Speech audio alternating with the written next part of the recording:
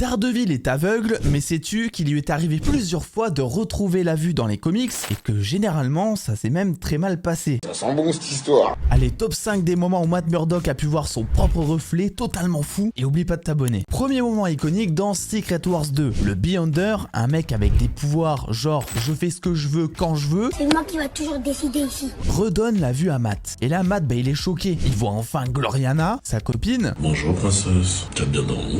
Sauf que problème, ça perturbe tellement ses autres sens qu'il arrive même plus à avoir ses capacités folles et il fait un très mauvais Daredevil.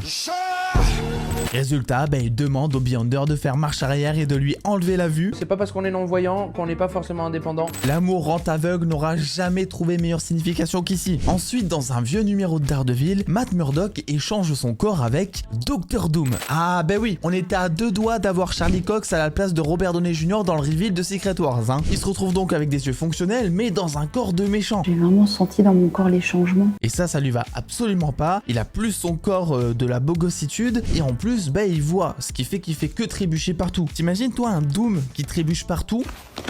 Il est tombé.